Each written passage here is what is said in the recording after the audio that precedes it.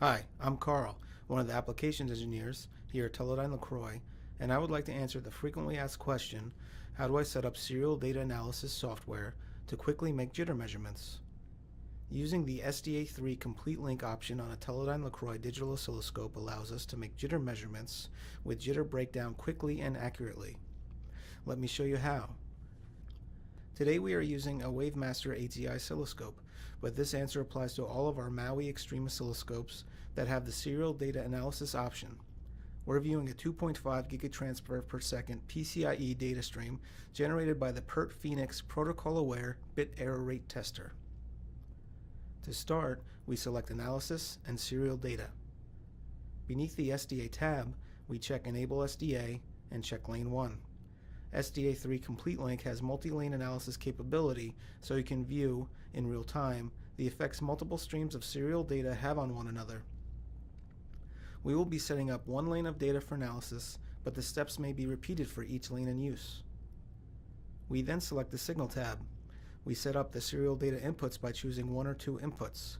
We are viewing a differential signal where the positive side is connected to channel 1 and the negative side is connected to channel 2. So we will select input 1 minus input 2. If we were using two single-ended probes, we would select input 1 minus input 2 as well. If we were using a differential probe, we would select one input. Beneath signal type, we set PCIe 2.0 2.5 gigatransfers per second. We then select the clock tab and select Find Right Now. We check PLL on beneath PLL setup to enable the phase-locked loop to extract a more accurate clock from our serial data stream. If we were using spread spectrum clocking, we would change the PLL type to be a two-pole filter. However, with SSC disabled, the default setting is adequate. Now we select the Jitter tab. Check the Enable Jitter Measure box. The Pattern Analysis button should show a green indicator and report Pattern Found. SDA III jitter calculation methods require a repeating pattern. TJ, total jitter, RJ, random jitter, and DJ, deterministic jitter parameters are now displayed. We see options here to set a jitter filter or view jitter characteristics with jitter track, jitter spectrogram, jitter histogram, and jitter parameters.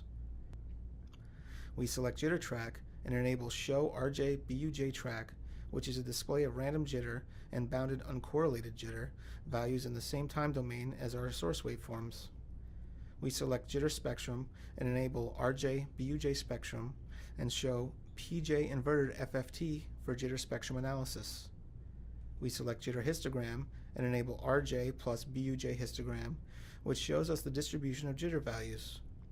Lastly, we select jitter parameters and enable parameters in addition to the TJ, RJ, and DJ jitter breakdown that is already displayed. We can see we have around 200 picoseconds of periodic jitter.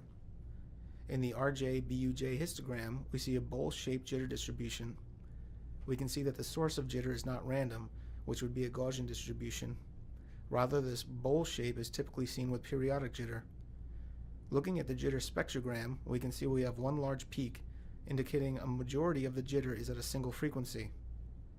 Using the PJ inverse FFT plot, we can set up a frequency measurement to find the frequency of the jitter.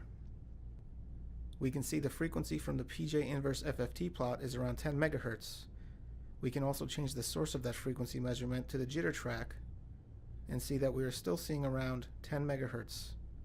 We can zoom in on the track and we can see this is a sinusoidal distribution of jitter, otherwise known as periodic jitter. Periodic jitter could be caused by an aggressor signal coupling into our serial data. In this case, I would suspect some sort of periodic signal like a 10 MHz clock. Since our signal source is the PERT Phoenix protocol-aware bit error rate tester with controllable jitter sources, troubleshooting the problem will be much easier than what most designers with jitter problems would face. We minimize the extreme oscilloscope application, and in the PERT Phoenix software we can see we are generating 200 picoseconds of sinusoidal jitter. In SDA Complete Link, we can see that we have excellent correlation between our jitter source and result.